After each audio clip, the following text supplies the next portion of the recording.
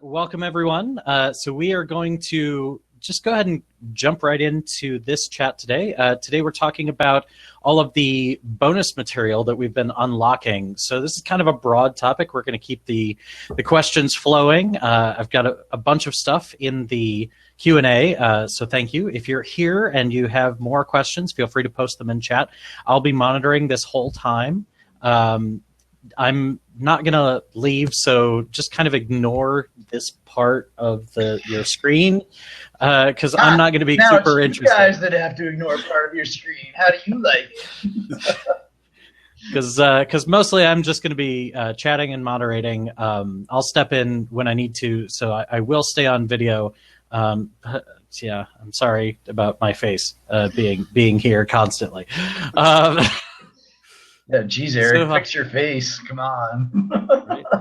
Right. So I want to say I was amused because we haven't really pushed people to do the upvoting function yet on the Q&A because last time we didn't really have very many questions, so we just sort of hit them all. We'll probably hit all of them this time as well. But somebody was nice enough to go through and upvote all of the questions, so that was. Whoever that was, we appreciate that. So we've got a nice egalitarian range of questions here.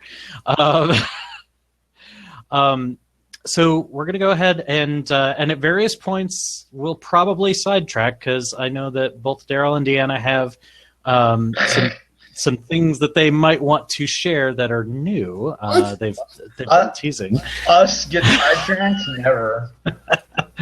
So I'm going to take a moment and first of all start by introducing our two hosts / guests. I guess I'm the host. You're the host. I'm Eric Simon.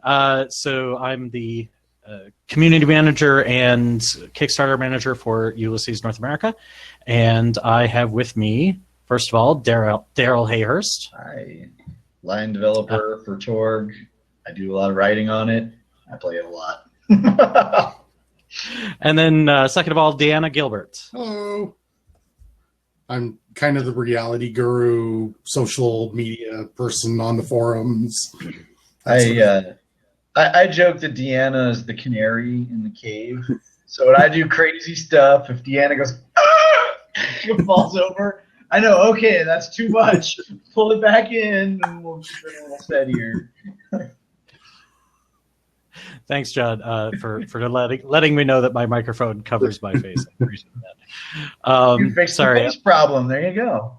I'm a gamer. It's a thing. Okay, so yes, correct, Jim. Deanna is the forum lion tamer. All right, so I'm going to go ahead and start. I'm not gonna pull these necessarily in any kind of order. Oh. Because that would make it easy on me. So, let's start with David's. So we've got this one. Would it be possible to get the 55 card Living Land cards as a digital goal, like what was done for the base rules? So this is an easy question. Yeah, that already. So pretty much, if it's content, it's going to be in the digital. So everything that we put out, you guys are going to get digital cards for. And if we miss a spot, tell us, and we'll get it put up, because that's usually just by accident more than anything else. Yeah, sort of related to that. So just the idea, the threat standees are great. Can you add a digital template for the standees to the Kickstarter so people can make their own? So we just announced this stretch goal. So Darrell, go ahead and talk a little bit more about that. Yeah. So the blank, which is really great because I get this as a GM too, right? Where I've got standees out, and I kind of made little cheap ones, for my solo special unique monsters or whatever. But I wanted a blank as much as you guys did. So yeah, we're pretty stoked that we got to those, and we're gonna unlock those. And those are a great idea. Yep. So, keeping with the threat standees, I'm going through the quick ones first. We're going to hit all these nice and quick questions first. Are the threat standees going to be available as an add-on when the set is complete, as was done with the cards? So, can we talk a little bit about that? Yeah. So our plan. So the base plan is that the extras and things like that go into a GM box that's going to be sold separately later. But, and what I will say is, as we get more material, it makes more and more sense to make sets of things. And so it won't happen soon, but I think it's inevitable that we will do a set that is just either themed threat cards or, all just threat cards and nothing else. I think it's going to happen eventually, but until then, the GM box is the home for, wow, we've got a pile of cardboard and we don't know what else to do with it. So that sort of relates to Lars's question. Which ones of the cool little trinkets, standees, tokens, etc., will you make commercially available later on? So pretty much everything. It's just a matter of when and how. Yeah, is really the answer to that. Right, and again, the GM box, it's an item of convenience, right? It's like, well, we're not quite sure how to sell these things separately, so put them in a box and hope people want them. And you guys tell us what things you think are really cool, and we focus on those more and other things less as we go. John just asked an interesting follow-up in chat. Does that mean we'll get a set of Cosm books unlocked in a few years? So yes. Like a big, sort of the encyclopedia set, I'd love to, and I could envision a time, I totally envision a time, way later on where we have the ultimate Living Land Delphi missions that have everything from day one through the Delphi missions or whatever, all in one big, huge Pathfinder book, and it goes all the way up. I think that'd be cool. I think that'd be a hell of a book, So I could totally see remixes of content and Cosm primer, combined stuff. Absolutely. It's just a matter of time. Once we have everything out, we should do the World Book Childcraft subscription style. Every 2 months, you get a new book. Yeah. Well, it doesn't feel like it because we do these Kickstarters, so far apart or whatever. But if we actually released the products one at a time, there'd be something coming out every month or every 2 months. It's a lot of stuff, and that's the other reason we try to be careful with the Kickstarters. We know it's a lot of stuff. We want to go faster, but we also know, A, we would go crazy and die, and B, people would run out of money and be like, oh man, I just can't afford that anymore. It's we gotta be cool. All right. Let's get into some questions that may be a little more expandable. Okay. So, you're including the beta clearance guide. How broad is the XP range for a beta clearance character? So, simple answer is 50 to 200 XP is beta clearance. And and we kind of, we've got this cool, value chart that's, that expands out ranges logarithmically. We wanted to base a lot of things on that. We wanted to keep alpha tight to give people that sense of accomplishment early on. And we say in a lot of places, the whole point of alpha is this is your starting game, right? This is when people are learning how things work, not just the Storm Knights and their powers, but the players and the system, because system mastery means a lot in this game. You can have an equally powerful character and a group of noobs are going to get their butts kicked by some fights, while a group of people that really know how to use the deck will just slaughter everything. And the big thing with the beta twist is okay, after alpha, we can stop pretending that you don't know how this works. We can be like, all right, now things get rough. And we had a few other. There's a few other things that happen for the GM, and all that's going to come out I've written the stuff for it. It's just a matter of getting it all laid out and tweaked before the Kickstarter ends.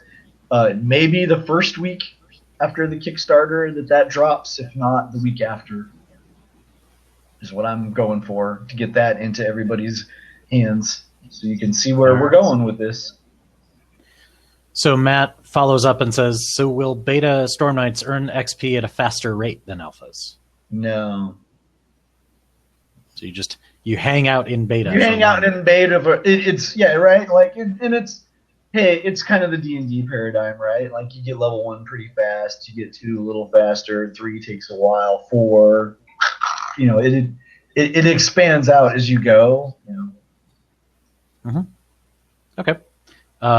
So adding to this, Martin says, my question is adding to the one asked by John. Will the end of beta be timed with the end of year 1? So, and this is a super interesting, I want to take a step back from this, right? And say that how we do the metagame is, we have our compass direction, right? And this is one of the things that Shane Hensley did for us that's really, really cool is, we've got our goal and we can see it from where we are. But the path to get to that goal, there's a lot of rugged terrain, and we're going to go down in the cliff, across a bridge, or left or right. The original idea was, yes, alpha would, year 1 and alpha are kind of synonymous, and then you would move on. In practice, no, that people are going to hit alpha really fast, much faster than we're going to be able to finish year 1, and that was why we added the beta primer. So we're like, yeah, people are going to need to be able to move their game forward faster than we're going to be able to move the timeline forward. So to adapt to that, we've got the primers coming out for everyone. And one of the things included in the primer is here's how to adapt alpha level adventures to beta adventurers, and to keep things challenging, And if you've got a very casual group, you won't need it. But, it's meant more for people that are really into it and digging in. So. All right, cool. Oh, I'm echoing somewhere. Deanna, did you have anything you wanted to add about the year 1/beta clearance stuff? Not really, although are you sure you don't want to give a little hint of what happens at once they hit beta for the GMs? Sure, let's do it. I'm not a spoiler fool. Go ahead, Deanna. Okay, well, the GM gets 2 possibilities to spend per Storm Knight. I can't remember, is it every session or every act? It's every act. Yeah. Everything I said. So, and we also we pretend acts and sessions are synonymous, and in practice, sometimes like that's a skill to go for. But we'll always put it in terms of acts. But the meaning is generally session. But yeah, so the Storm Knight the GM's going to get possibilities to boost their characters with as well, as one of the things, and there are many.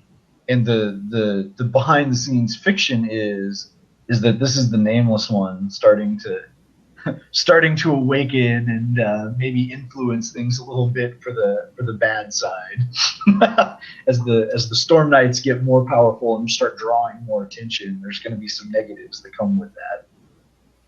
So as John says, he says that he assumes that is in addition to those possessed by rated NPCs. Correct. And the rated NPCs can draw from that pool, and we even make provisions that say even ordinary villains, they don't consciously use these possibilities, and they never use them to soak because you need a reality skill to do that. But they can use them to boost their tests. So if you're having a hard time with hitting a Storm Knight, suddenly the Nameless One's gonna be like, dude, have another die. Try that again. Matt says, presumably bigger and better rated NPCs also get more than 3 possibilities. Aren't there already rated NPCs that have more than 3 possibilities? There are, yeah. Like two's the bottom, 3's kind of the, hey, you're kind of mid-level, 5 is the, all right, you're stout, and there's 10 and more. And yeah, as you graduate from alpha and into the beta villains, you start seeing that more and more. We posted Baruch Ka. I don't remember. How many did Baruch Ka have? Well, Baruch Ka is complicated, right? Because he's got 10 in a pool to start with, but he has more than that, and right. He can double dip. And right, exactly. That's just not fair. Right. Well, and that was but yeah. Well, I mean, but you had no, it's not. Yeah, when you had the old version, right, where what we didn't want to have to deal with was, well, he's got 1,000, connected to his darkness device. And it's like, you can't track that as a GM. That's just infinite, right? But it's like, well, but if you got 10 and then something happens when he runs out of those 10, like that's kind of like defeating stage 1 of the boss. All right, well, that causes a wipe, and now he's got 10 more, and now you're at stage 2 of the boss. Like that felt more manageable because we do want people. I mean, you're going to be fighting Barrett Kaw in the Living Land, when you're not ready for him, and you're going to have to run, or someone's going to have to take a dive or play a martyr, and you're going to have to get out of the way, because he's tough. But our end game is, we definitely want this time around. Your end game is you're going to be fighting these High Lords. That's what higher clearance Storm Knights do. Is like, all right, you're tough enough, man. Barrett Khan just busted in the door. Go stomp him. And he's got, and we also built them so that you can stomp them. And it's just like, wow, we just finished off Barrett Khan. I guess we won the war. Woo! It's more like, well, we fought him off. And he condemned threat out. And to defeat them finally, you've got to separate them from their darkness device. And once you do that, then you can have a true end match and win the war. Either one villain at a time, or there might be other stuff. But we really want the players to be front and center in that, not observers. You guys are going to be fighting the war and hopefully winning it. All right. Anything else on year 1? Oh, beta clearance? Like maps? Maybe. Oh yeah. Do the maps. Yeah. We want to talk year 1 events. All right. Sure. And there's actually only worked 5 hours on this lot yesterday, so. And there actually is a QA thing about this too. Okay. So. Was there? It was. Oh no, that was a different map. All right. So start with. There's the Stella. Oh yeah. Oh well, I'll throw that one up. Dominic asks, now for a more serious question, are the new Stella, I'll get to his joke question later, are the new Stella locations included in the Living Land book, or do we need to make them an unlockable goal? No, we didn't make them an unlockable goal because we're just going to do it anyway. We try not to do stupid stuff, like stuff that we're like, well, we're just going to do that no matter what. We try not to make that a stretch goal, to keep the goals serious and cool. And again, it's a matter of timing. It probably won't be in the first couple of weeks after the Kickstarter ends, but we will, and we're just going to add a layer to our Google map for year 1, and that's going to have the Stella for all of the cosms in year 1. And Deanna, go ahead and. All right, so you want to talk about Isle of Tharkold first? Sure. Well, there we go. Let's see. What a mess. There we go. God, what a mess. So what's happening in Isle of Tharkold there, Darrell? Well, and we won't go too deep into this, but Tharkold's going in a couple different directions because there might not be one driver driving the bus. And so so they could have become very factionalized. There could be a lot of infighting there. And they're all kind of trying to eat up some ground where before they were mostly sitting on their haunches, not getting much done. So big events happening in Tharkold, and their map is representing that. And you notice there's a lot of chaos where they're brushing into Isle where they weren't supposed to, and where the blasted land caused all sorts of messes. I'm sure Uthorian's really happy about all that too. So I want to say who one of the participants is. Oh yeah, go for it. Okay. Thrachin. Duke Thrachin. So like new fans will be like, what? But like old fans will be like, what? Krat's got a tough year 1. He's got a tough year. So Isle is notable by the fact that it hasn't changed at all. They did their job. They kind of expanded their boundaries, and they're like, all right, come on, boss. What am I supposed to do now? So, sorry, anything else? Oh yeah, we go on. What else is happening, Deanna? There we go. Yeah. What's that? That's South America. And that color is for Liber Papacy. Yes. And I should also know, like, these aren't quite finalized yet, everyone. We're still messing with them. And the other thing that people will be really interested about too is, so these are, I mean, this is what's going to go up on the Google Maps for the year 1, but there are going to be contested zones on these. And by the time we actually print the book, some of these zones might have been retaken, or there might be extra expansions, and that's going to be kind of based on little events that we do or things within the Kickstarter, you know. So Malro's been having fun in Brazil. Right. So can I assume that Cristo Redentor is a hard point? Yes. No, well, there's a little discussion about that. We're arguing about that right now. Well, because this is something that Malro does, right? Is he sublimates things. You know, right. I guess it's. Oh God! Now I'm picturing a Malro. So maybe the Maelstrom Bridge drops onto. Yeah. Details to follow. A beam of light coming down onto this mountain, and Malro the Redeemer looking over Rio. Yeah, my goodness! This is one I'll mostly let. I'll let Deanna and Walk fight about that. You know, like. I'm looking forward to that art, though. Definitely. Exactly, right? All right. What's next? All right. Nile Empire. Nobody wants to know about that, right? No. Yeah. Okay. So I think we're good. All right. There we go. He's been busy. Yeah. Yeah. Doesn't it? Yeah. We can see enough of the color. Yeah. He's on the move in a lot of directions. He's getting stopped in some, but he's diving south hard. Yeah. And so one of the things that we'd hinted at in some of the earlier books was that there was something that he wanted at the bottom of Lake Victoria. And so he's been extending his realm to go get it.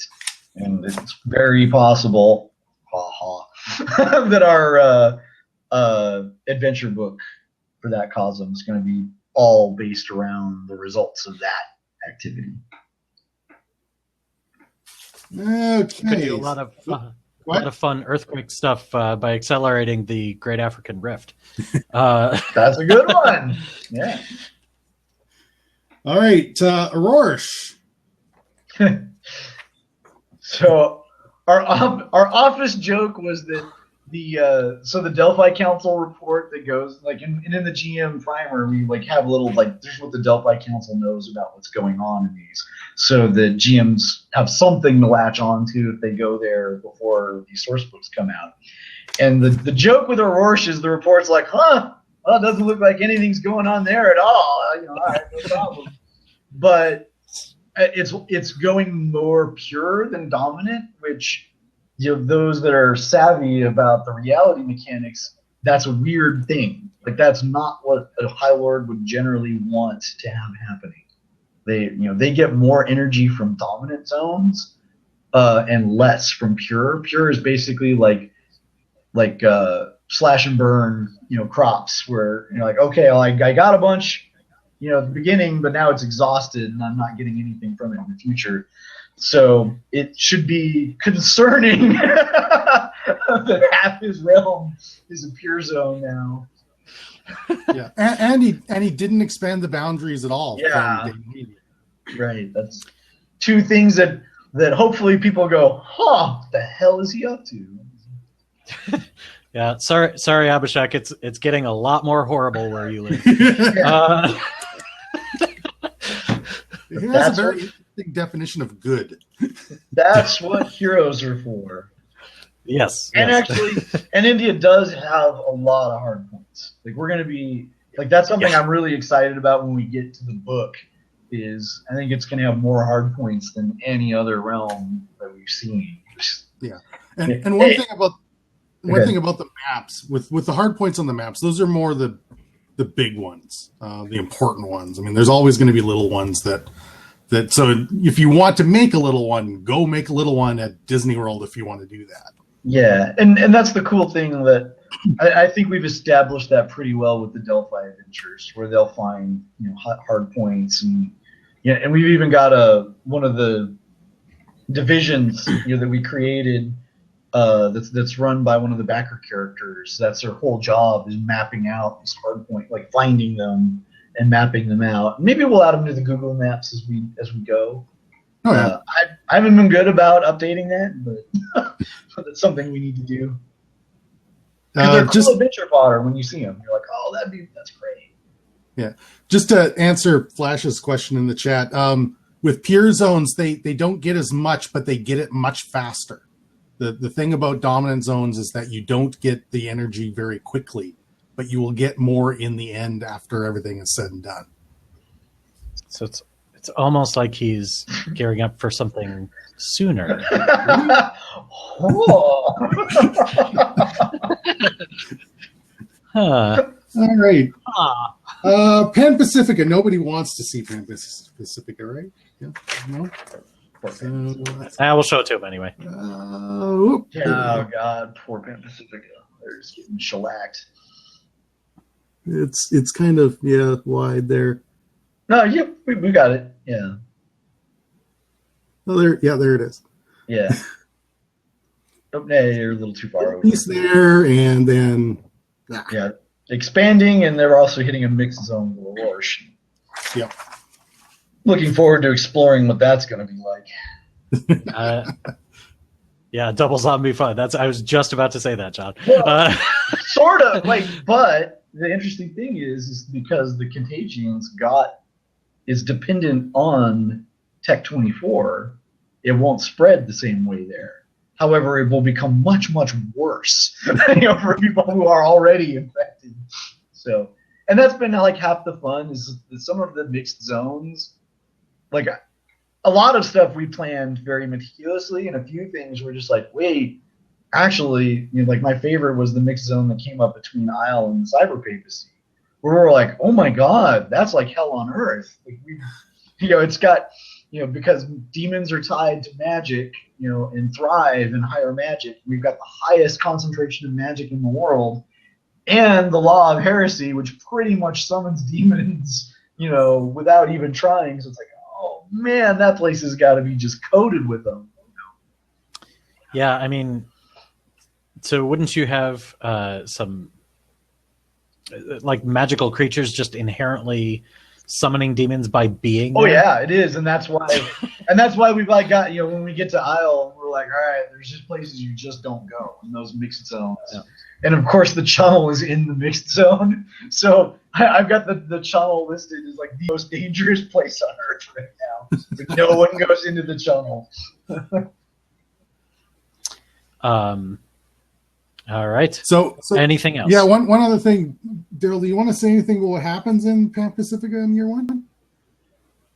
Yeah, I mean, so this is going to come out in the primer, but I'll go ahead and drop it here. This is one of our cool surprises that we were like, oh yeah, within a year we'll get to, and they're like, okay, we're not going to get to it in a year, so we're going to spoil it early. So the Contagion has been mutating, as people know. And some people have actually already guessed where we're going with this, and I'm super impressed. And it becomes more and more obvious as more stuff comes out. But these mutations, so now they're starting to get more and more biomass involved in them. Or they're either multiple people getting sucked up into one thing. So the infected creatures are getting larger. And then the other big surprise is these larger, maybe we'd call them nodes, are starting to exert control on the lesser infected creatures around them. So they're kind of like fighting as little units now. And this is not something that Kanal was prepared to deal with. The Contagion is, the meta is, we know they started it and it was their excuse to make the Pan Pacifica thing, but there are things that man was not meant to to play with. And it's getting seriously out of control. Yeah, and so let's just say that Sydney has a problem. Sydney might have a problem coming up as these infected get larger. Man, if only there were, I don't know, some sort of circle around the ocean of people who are trying to defend against such things. Anyway, so there's a lot of debate actually on how that's going to develop. Like we kind of have one plan, but I'm kind of like, that's too easy. I don't want to do that. I don't want to do that. It's one of those things. We'll see how it develops. Is that all the maps you want to show? Yeah, that's pretty much it. So just checking geographically, I believe, if I understand correctly, that the top three by just territory are Cyber Papacy, because it now has South America, Living Land, and Pan Pacifica. Is that accurate? I don't know. I haven't actually counted. I mean, Pan Pacifica is probably the biggest. Yeah. Very large. Yeah. It seems very large. Right. And remember also that it's really not about territory, it's about people. Right. And that's something that's really easy to forget when you look at the map, like, oh, wow, they're really spread out and have all these people. But it's like, there's a reason Gone Man goes for India, right? Yep. And but Pan Pacifica, man. Yes. Just yeah, they would have it well in hand if they weren't about to get lots of ugly surprises. Yeah. Almost like a stealth invasion has some benefits. Yeah. Almost like that. Okay, cool. Well, I think we've done a pretty solid round of teasers. Let's get back to some Q&A. Here's the Dominic's quick joke question. Is there a plan to include rules for dropping bombers full of rocks from above the storm front? And if not, how much of a stretch goal would it be to include them? That's a joke question. I actually completely. All right, well, let's answer this. Well, you've already got rules for bombers, right? You know, I think we've got we've got something for a boulder, but yeah. Yeah, and now I don't know. I could do a joke answer, but I'm actually going to give the serious answer of the reason why we wouldn't include stuff like that is we want to keep everything very focused, very player focused. And I could totally see a mission where players have to fly a bomber and you got to aim the stuff and drop the rocks and whatever. That'd be actually really cool. Like note that in the log, but. We don't really need to know how much damage the rocks do. Like you never follow a rock, with a missile cam, down onto Baruka's head. Like, damn it! But if you needed to, I recommend going to the value chart. And actually, one of the things that we give in the GM's primer is, it's in the GM primer, not the player primer. It's a list of values, like kind of from the chart, but meant for GMs that have to wing it. And we give okay, here's sort of how tough things are. Find where you want it to land on this scale of, from, unarmored person to, tank to battleship to whatever, and to give you a feel for the scale of that. And then here's weapons, from, calibers or whatever, I'm like, all right, where about do you think that would land on that? It's like, yeah, probably a bomb. Okay, done. I just want to answer John's question here. Where do you guys expect the main ground base of resistance to be coming from post year one, considering all the extra locales taken? A lot of it's going to have to come from inside the territories. I mean, it isn't just a core Earth, going into these invading realms, but you have to get the people inside the realms to help fight against the High Lords themselves. Right. And core Earth has got a lot of problems of its own, right? And this is one of those things that it's difficult. I mean, it's difficult to conceptualize, right? Where you see 10 people getting killed is a tragedy. 1 million people getting killed is whatever, no one even notices. You don't think about it when it hits that scale. But when you see what just a bad storm or an earthquake, or a hurricane does to infrastructure, and then you think that's happening everywhere. There is no rest of the world to be like, oh, but we're okay and we will give you some support to help you out. Like, no, everyone's just trying to get by early on. And there are militaries that are building up in certain places and trying to hold off. And most of the effort is around, most of the effort in Poor Earth is around trying to spot incursions from the High Lords and stop them from planting new Stella. Because once the Stella go up, it's kind of over. But while you're in Core Earth and fighting them off there, it's actually you've got a significant advantage. That's why most of their ground is gained when they've got surprise, or if they've got something special, like they're coming up from underground, or Mobius's reality bombs, and more on those later.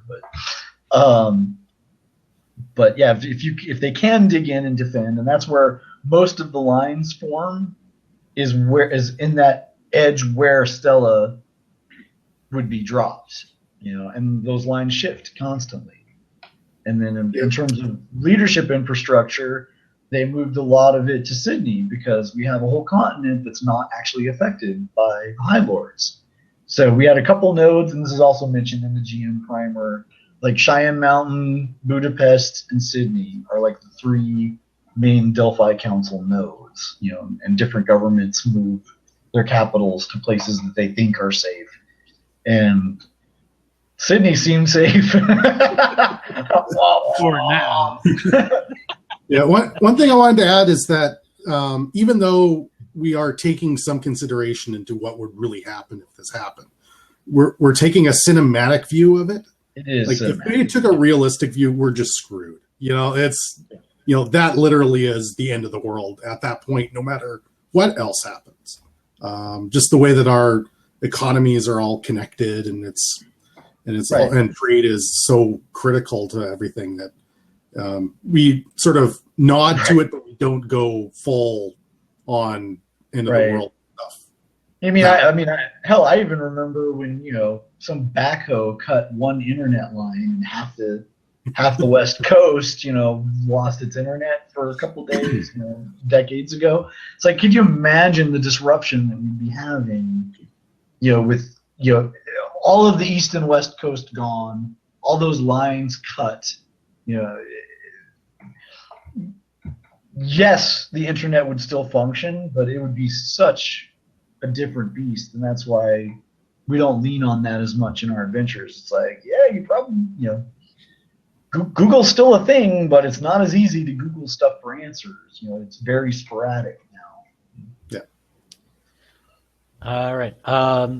So I don't know how much we'll be able to answer of this. When writing out the events for the upcoming Year 1 books, what was the one event that you came up with that surprised others or yourself, yet was accepted with enthusiasm, something that just wasn't expected by people unfamiliar with the old Torg? Right. Sort of a couple of different approaches on that question, but just something that you came up with that sort of surprised you. Well, it's kind of hard to say it surprised us because we kind of came up with most of them. Well, I guess that's... So I'm going to I usually don't take a lot of credit here, but I'm pretty dang proud of what I came up with for the Contagion. Yes.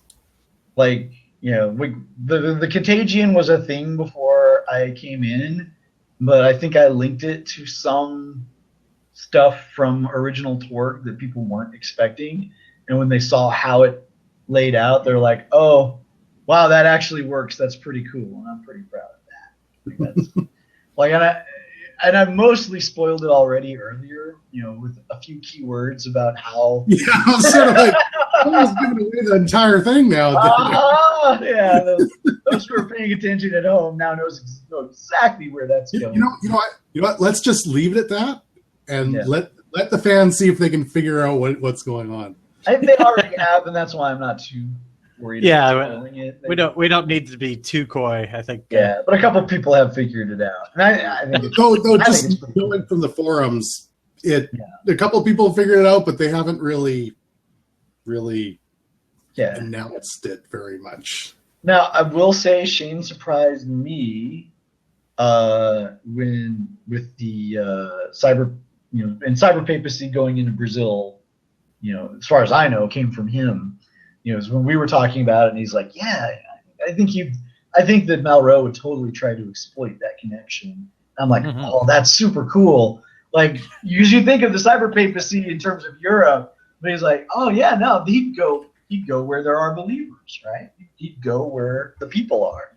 That's great, and that sparked me into the whole missionary mode, where it's like, "Oh yeah, I'm here to save you, High Lord." And I love that his isn't a secret invasion; like it's straight up, "Oh yeah, I'm invading. This is for your own good. This is cool. You're all gonna like this." Nath asked, didn't cyber papacy hit South America in Old Torg? Did it? I don't think it did. I don't think it. It might have.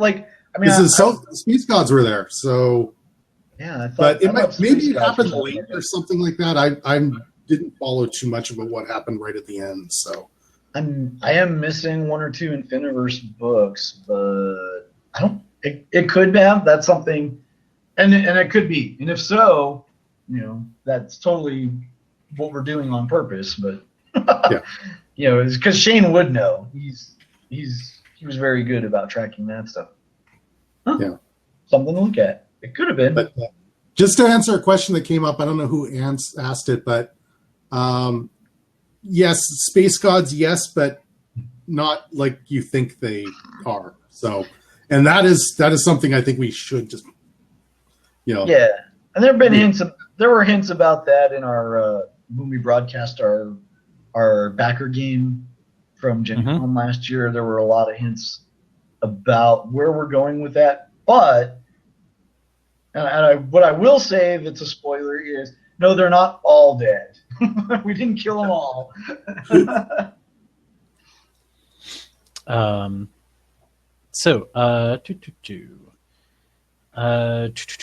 We're gonna answer just a couple more of these because they're sort of year one related. But I just want to interrupt you. Is one of them about the GM screen? Because I haven't seen the GM screen. But there's just a couple questions here that are we're everybody's excited about content. Everybody's excited about spoilers. Told you guys, put me in front of a camera. I love. Thank you, Michael Diamond, for being part of the teasers about the Akashans. So he knows very, very specifically. Yeah. There's a reason he's the one saying that, and there's also a reason that there are very specific portions of the backer game last year that were cut out of the video that we broadcast to everyone. Redacted. Redacted by the Delphi Council. So, John, I'm definitely going to get to the city map question. Just going through a couple of these really quick. How far along is the whole war pre-planned? So and this is where I use my metaphor. We've got a direction, but we don't have a path, and that's very important to me. That we've got a plan, but part of that plan is we know that plan is going to change as we go. Like if there was no input at all, I can tell you exactly, okay, yes, this happens year 2, this happens year 3, blah, blah, blah, blah, blah. But we wanted to build into it. I think part of the charm of the original Torg is the idea that what the community does is impacting that. And so we couldn't make that so tight and immutable, like, oh, this is what's going to happen between Kernod and Jezreel. It's like, well, no, we know something's going to happen between Kernod and Jezreel, but we don't know what the outcome of that is until we do an adventure where people get to impact that, or something else meta, like, maybe, we've talked about like maybe building those into like stretch goals, or just something, to have other streams of input on there. And when you guys are voting, like, oh, we got glory in this adventure, and we know where the adventures take place in the zones, and we're tracking those fluctuations, and that some areas do better than others because of where people are adventuring and all that. So we're trying to capture that spirit that the original Possibility War had. So yes, there's a plan, but at the same token, all it takes is for one player to be like, oh, and then on our game we did this, and that broke everything. We're like, I would have never thought of that in a million years. But yeah, like, it's out there, right? It's in the wild. That is a thing. Yeah, cool. Well, we're going to have to lean into that and go with it rather than try to be like, oh, no, that didn't happen because of X, Y, Z. It's like, well, no, that's really, everyone should be able to do that. That happens. Now, how do the bad guys react? That's where it gets fun.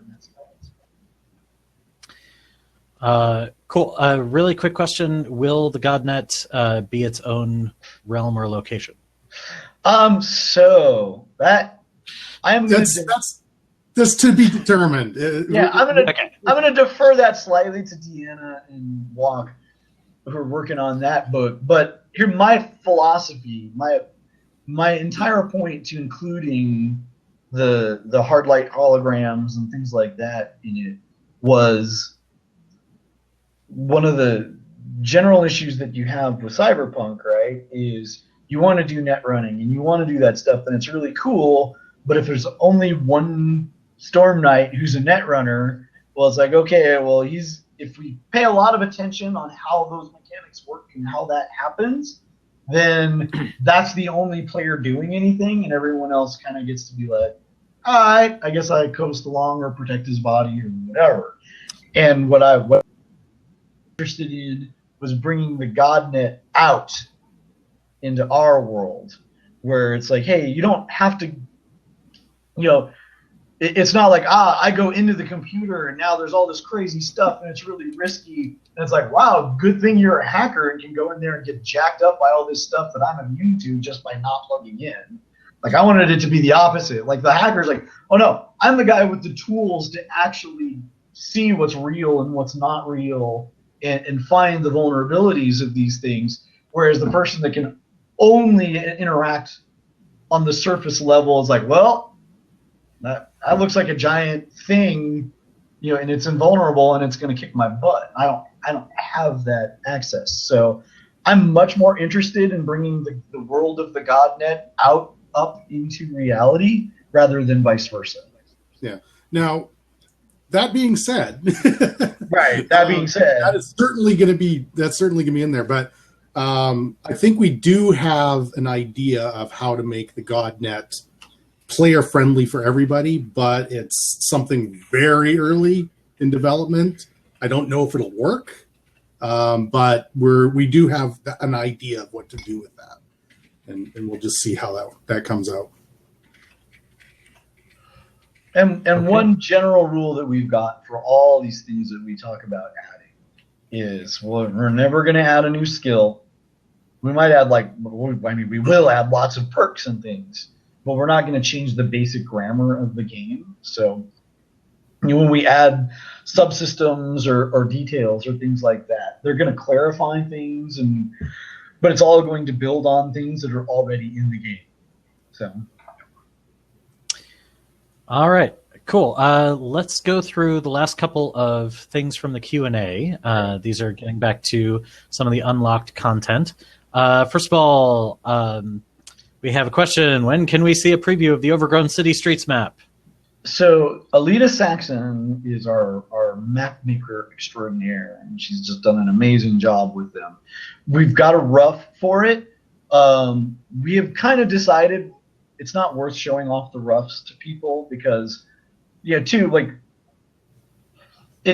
lets you see how the sausage is made, and most people just really don't want that. So it's close to being like that crisp enough version where you can look at it and be like, oh, okay, that's really, like, I get it. But yeah, it's going to have pretty much what you would expect with a central street with lots of rusted cars for cover, a lot of cracked pavement, and then 2 rows of buildings on either side, so you can do rooftop fighting or even fold the map if you want to do chases or yeah. And that's been the idea with all of these maps, is all of them have sort of adventurous things to do on the map that are going to draw out ideas for the GM, like, oh, you'd have to cross that vine, or there's a flood here, or maybe there's something in that underwater car, that they could get. And we just wanted to add those idea seeds to it, so they weren't just, this isn't just a space to fight in. They promote other ideas, and they're also supposed to help when the players surprise you with that Cosm card. It says, aha, well, surprise, we're going to have an encounter now. Okay.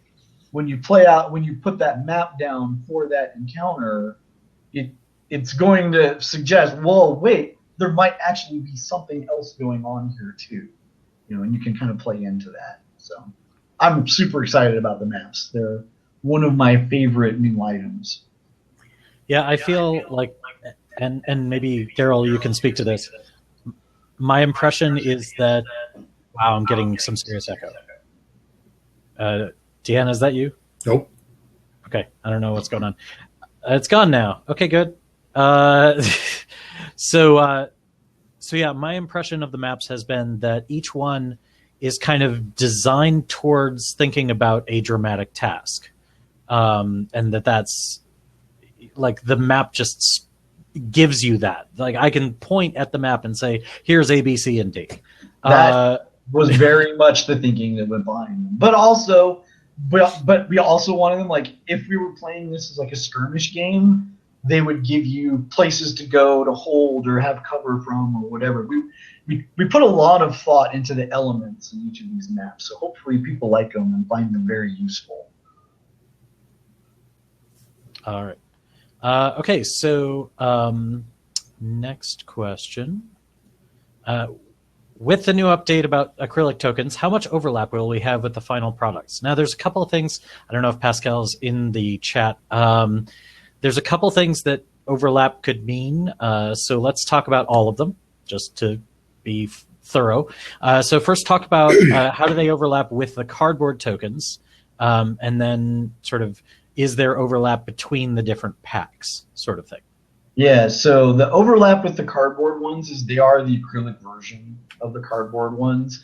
We can do a few things with the acrylics that we couldn't do with the cardboard in terms of like shape, punch shape and transparency and stuff like that. So they're going to be pretty cool. And the really interesting thing to me about the acrylics is, like, when it was pitched, I was like, nah, whatever. And then Mike Marcus brought the prototypes for us to play with, and I'm like, oh man, these are really, really cool. Now I want these. And that's the thinking behind adding the sampler. It's just like, I think almost like the dice when they came out. It's like, oh, the picture doesn't do them justice. You're like, oh, whatever, it's a token. Then you play with it, and you're like, oh man, I freaking want these. These are great. In terms of overlap within the token packs themselves, we tried to keep them very separate. I don't think there's duplicates. There's a lot of duplicates within a pack. So like a Gospog pack is pretty much just all Gospog, because you want an army of Gospog, you buy one, and if you want 50, you buy 2 or whatever. But we tried to stack the numbers so that a pack is going to charge you up for that kind of encounter for pretty much good. Like if you really want to go big and epic, 2 packs, but pretty much 1 should do for most encounters. So yeah, some people were also saying there's concern about the double-sided nature of the cardboard, but that's I can answer that. Although we don't have them to show yet, they are not double-sided. They're each blip is its own thing. So, and someone had asked in a comment on the Kickstarter, can we show that? Can we show both sides? As we have a pack that's on its way to Darrell, and as soon as it arrives, we will do that. So yeah, that's definitely something that we want. And as you can see with the list of packs, we really tried to delineate them. so that you can buy the things that you want the most of. Right, and yeah, because I'm a player, y'all. I think like a GM actually. That's, and we try to be aware of that when we're building our products. We want our watchword is, when we do add like specials and add-ons and things like that, what we're really concerned about is we wanted the base game to be playable with like the absolute minimum, right? Like if you got a book, and we actually put some thought into trying to get it so you didn't need the drama deck, or like it's just not Torg without it, so we have to do the drama deck. But everything else that we've done is a cool thing to have, but you don't have to have it, and that's why we will never add new skills, or any subsystems that we add will be optional, because it's like, look, you bought the game, everything else is gravy at this point, and we want it to be cool gravy that people buy because they like it, but we don't want anything. Yeah, exactly. But we don't want to make anything that we're like, oh, but now you have to have this or you're screwed. Like, that's something that we will diligently avoid.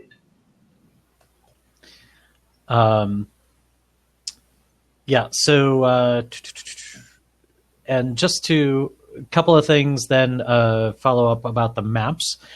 We're talking about the digital maps and also digital tools. So, Darrell, the PDFs that we'll send out with the maps, are those gridded already?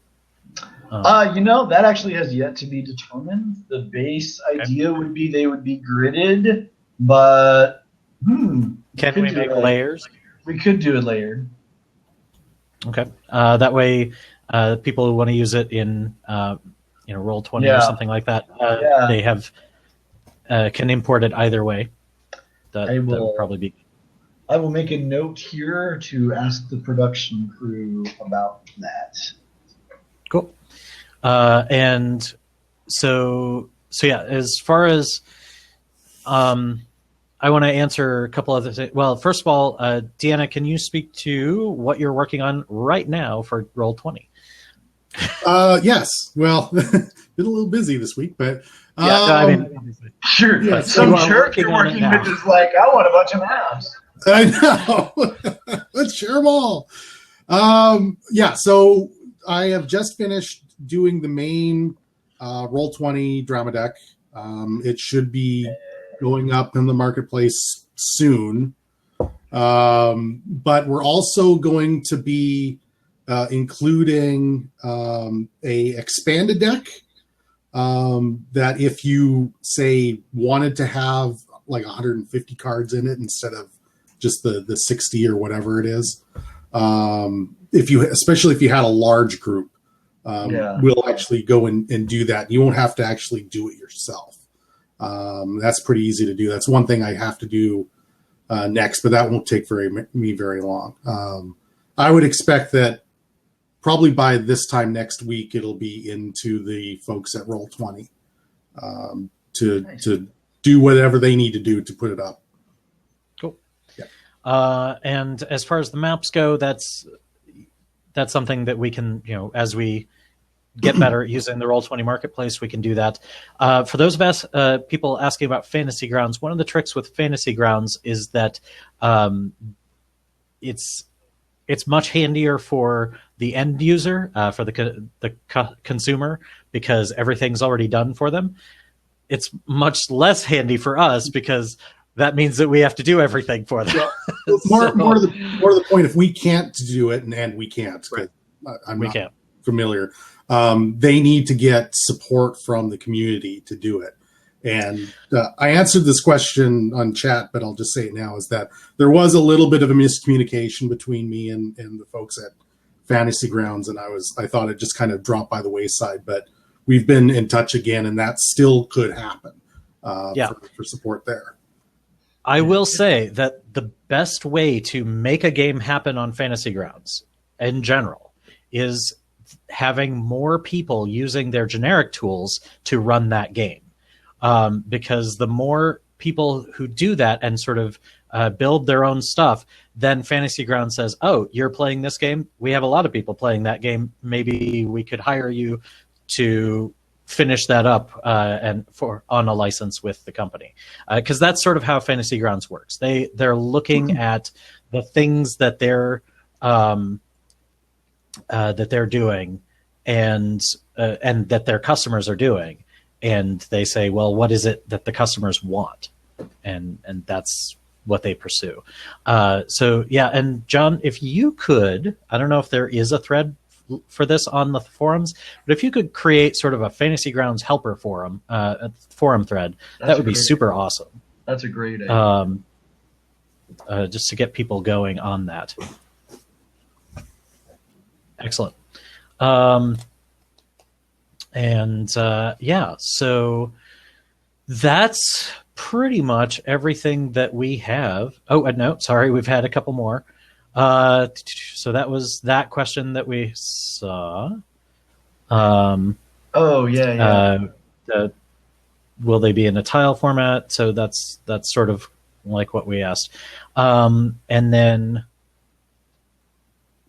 this other one, Chris asked, will the acrylics be double-sided? Will they repeat the issue with the shock troopers beyond side 1 and 2? So that's a no. I hope, Chris, that we answered that question very clearly. The acrylic blips are very much their own. Each piece is its own thing.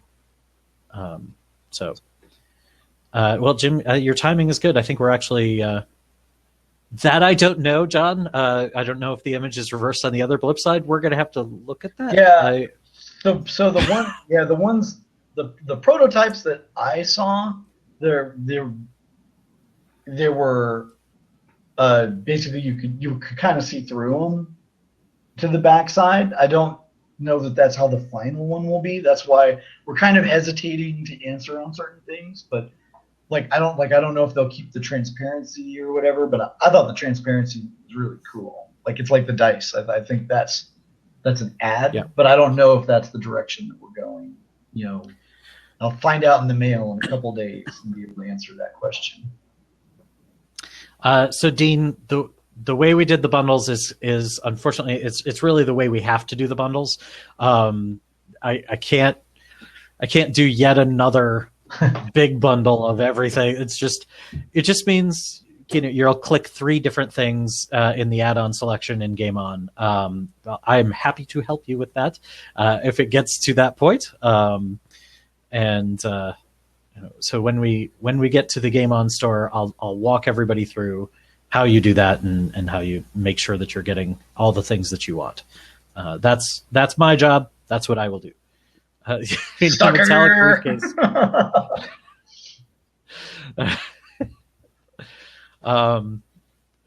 So yes. Okay. Yeah, that's actually something that we've had flashed. Okay, let me hit a couple of things. Mitch is asking about sort of carrying all of these things. That's something that we've kind of been seeing is becoming a thing. So that is something that we'll have to explore at some point. I don't know if there's a box for all your boxes. Right. Well, a broken token insert for your cargo box or something. Yeah, when people were asking about that, and I'm like, that's broken token you need to talk to. Yeah. And then Flash website is something that is a totally separate thing. That's on me and a couple other people that I've been sort of trying to keep things going for the last couple of years, and it's just struggling, and hopefully I will have some help with that soon. That's the goal, but that's something sort of side, a Ulysses thing on the side. But the useful game reference, if you on our website go click on Torg Eternity on the right, or where it says games at the top, and go to Torg Eternity. One of the links under the top section is Infiniverse Game Tools. Definitely go there, and that's where you'll see all of that. And I know we've talked about we should have our next round of surveys, I think, right, Darrell? I sent them to you already. You just have to. Oh, That's on me. Right, Eric? Right, Eric? We'll have that next round of surveys soon. Yeah, I had this Kickstarter come up, Darrell. I get it. Well, that's why I haven't been bugging you, right? All right. Yeah. Well, so hopefully I'll remember to do that, and I'll get everyone posted about that. Now that things are calming down in a couple of areas. But yeah, the really big button on the homepage. Yeah. So this is where we run into difficulties because, of course, we have really big buttons for several different product lines that we would need to have, and yeah, that's one of the things that we're trying to sort out exactly how to do that. And I am not the web design expert, so I can't tell you how to do that, and that's why it hasn't been done, because I am not the web design expert. So hopefully we'll get some web design experts in there, and that'll happen. Send your resume. In the meantime. Seriously. But yeah, the surveys we'll try to have. I'll try to do that this next week, and we'll make sure that those the next round of surveys go out. And if you need me to resend those links, or just send me a reminder. I've still got them on tap. Can do. All right. I think we're just about out of questions. Yeah, so I've got. I think Darrell, can you talk a little bit about what is different about the Living Land GM screen? Oh yeah, that was something. No one actually asked about it. I know.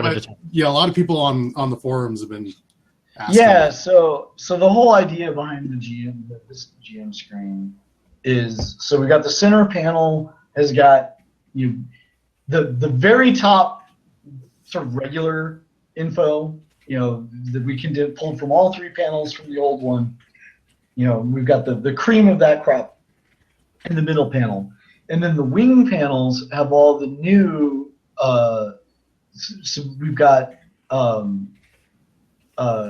like some random events and things like that tied to card play, to make it easier. It's all about, like, when somebody plays, I play, a relic card or whatever, you're like, oh God, what was that? If you're used to improvising, that's no problem. If you're not, we've added tables and things that you can roll on that are going to give you some of that, and those are the tables that we're putting on the wings. So when you're in the Living Land, you've got that like right there for that really specific stuff that you're going to care about. And we try to be very thoughtful about what we put on these. And before there were such thing as the table tents, the original plan was that would be what the GM screens would do. And so we've still got the world laws and the axioms on the outside, so you could use it as like a giant freaking table tent if you wanted to. That remains to be seen whether that's a direction we'll continue to be going. Like, again, we're always listening to feedback on that, trying to find the sweet spot. All right. If there are no other questions, then I will thank you, everyone, for coming out. And